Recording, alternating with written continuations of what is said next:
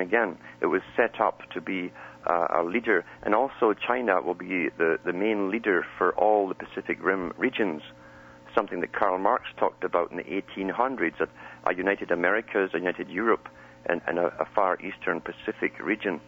Right. And China will be the dominant one, given authority over Australia and New Zealand eventually. You know, Alan, it kind of makes me laugh because the U.S. goes and invades any country it sees fit for whatever stupid reason. And I've always thought, you know, if China ever wanted to turn the tables and invade the U.S., I mean, we have 250,000 military people. They have over 1 million, and they have nuclear weapons. They could just run across the country, taking control of it anytime they wanted. Could they not? Yeah. And not only that, as I said, China was set up by the West. The boys at the head of China are all working for the same people who own the Americas, who own Europe. The big bankers set them up. China, believe it or not, is just part of the same interlocking world system. Right. And their leaders will do as they're told by their masters, just like the ones in the U.S. and Britain do. It's amazing to me.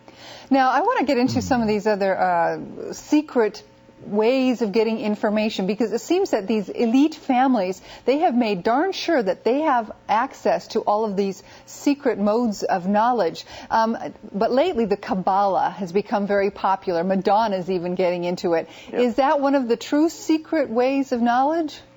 The stuff that's taught to the public is not, including what Madonna is getting taught. The Kabbalah has coding within coding, and yet if you understand the codings, it only makes sense then.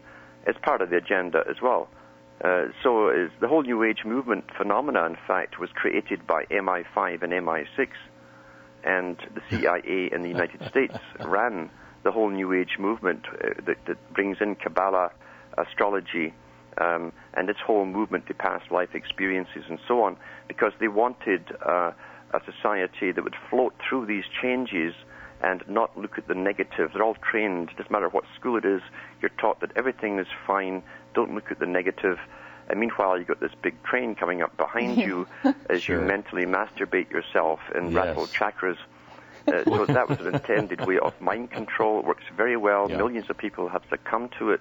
They're oblivious to what's happening in the world. They don't care what's happening in the world. Everything is in divine and perfect order. You know, and we know a lot of people who follow that train of thought. Yeah, but that's true of all religions, whether it's the New Age movement or another one. If you, in even the Buddhists, you know, okay, you're going to have to keep coming back again and again, you know, to get it right. And of course, with the Christian, you've got the whole idea of heaven, and you're going to do very well that way. That was all planned too, a long time ago. It was all planned as well, and. But the mandates of all high masonry, they have it written down there that they must destroy private property.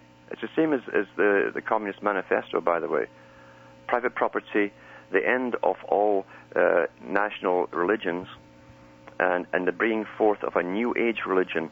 The main magazine of the Freemason Journal, the Scottish Rite of Freemasonry, in the 1950s, published their magazine, and it was called The New Age. And they said that they would be responsible for bringing in the New Age and the New Age religion as we came through this big transition that they knew was coming all that time ago. Now, what is Rosicrucianism, or what is that about? Because that seems to be tied into the first main branch to pop their heads up publicly in Europe, mainly at the court of the Queen Elizabeth I of England. Her court, John Dee, Francis Bacon, Francis Drake and others, Walter Raleigh, were members of the Rosicrucian Society. Again, elitist-based, they brought in, they mixed in with Christianity at that time, a little bit of Hinduism and a little bit of Kabbalah, and put this all together. That became the foundation for what we now call the New Age today. Ah, so that's they brought the roots it forth, of it. But it was also behind it an elitist agenda. They believed they were the hidden masters, as they called themselves. Right. They believed that they'd only come to Earth to guide mankind that was too incapable of guiding himself, and that they would have to come here to order it, to make it perfect. They kept talking about a utopia. Utopia sounds nice, but as George Orwell says, some are more equal than others in such utopias. Yeah. And that's how it's going to be. Their utopia is where they can vastly reduce the population of the world. You see the standing guidestones in Georgia set up by Rosicrucians. It's chiseled in stone there that they want to reduce the world by over 3/4 of the population. Alan, we need to get to a commercial break. What a screwed up world we live in. When we come back, I want to ask you quickly, this is our final commercial break. We only have a short amount of time, about surveillance. I know you're in Canada, and surveillance and Big Brother is really bad here. And let's find out what it's like in your country. When we return, Alan Watt comes back.